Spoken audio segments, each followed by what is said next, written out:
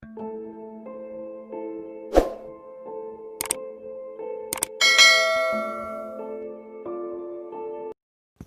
Friends, welcome to my channel. ഇന്ന് ഞാൻ ഇവിടെ ഉണ്ടാക്കാൻ പോകുന്നത് ബിസ്ക്കറ്റ് കൊണ്ടുള്ളൊരു കേക്കാണ്. അതെങ്ങനെ ഉണ്ടാക്കാൻ നോക്കാം. അതിനായിട്ട് ടൈഗർ ബിസ്ക്കറ്റാണ് എടുത്തിട്ടുള്ളത്. ഇത് മുഴുവനായിട്ടും മിക്സിയുടെ ജാറിലിട്ട് നല്ലതുപോലെ പൊടിച്ചെടുക്കുക. ഇനി പൊടിച്ചത് ഒരു ബൗളിൻ്റെ മുകളിൽ അരിപ്പ് വെച്ച് അതിലേക്ക് ഇട്ട് കൊടുക്കുക. 2 ടീസ്പൂൺ കൊക്കോ പൗഡർ ചേർത്ത് കൊടുക്കുക. നിങ്ങളുടെ കയ്യിലുള്ള ബിസ്ക്കറ്റ് ചോക്ലേറ്റ് ഫ്ലേവർ ഉള്ളതാണെങ്കിൽ കൊക്കോ പൗഡർ ആവശ്യമില്ല. പഞ്ചസാര പൊടിച്ചത് ചേർത്തിട്ട് നന്നായി തരിച്ചെടുക്കുക. തിളപ്പിച്ച ആറിയ 1 കപ്പ് പാല് കുറേശ്ശെ ഒഴിച്ച് മിക്സ് ചെയ്യുക. കേക്ക് ബാറ്റർ റെഡിയാക്കുന്ന മുമ്പായിട്ട് കേക്ക് ബേക്ക് ചെയ്തെടുക്കാനുള്ള പാത്രം ചൂടാകാൻ വെക്കാൻ ശ്രദ്ധിക്കുക.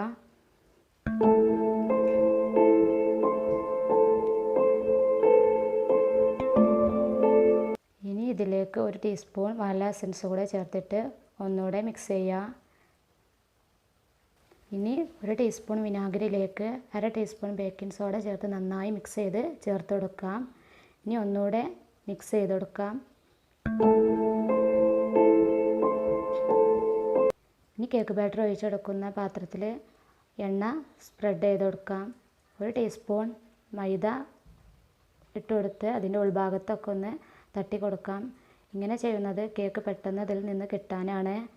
ബട്ടർ പേപ്പർ ഉണ്ടെങ്കിൽ ബട്ടർ പേപ്പർ വെച്ച് കൊടുത്താൽ മതി. കേക്ക് ബാറ്റർ ഒഴിച്ചു കൊടുക്കുക.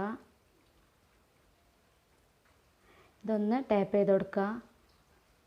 ഇനി നേരത്തെ ചൂടാക്കാൻ വെച്ച പാത്രത്തിലോട്ട് ഇറക്കി വെച്ച് ഫ്ലെയിം കുറച്ച് വെക്കുക. ഇത് 40 മിനിറ്റ് കഴിഞ്ഞിട്ടുള്ളതാണ്. കേക്ക് റെഡിയായി. ഇങ്ങനെ ബിസ്ക്കറ്റ് വെച്ച് കേക്ക് ഉണ്ടാക്കാത്തവരുണ്ടെങ്കിൽ ഒന്ന് ട്രൈ ചെയ്ത് നോക്കുക.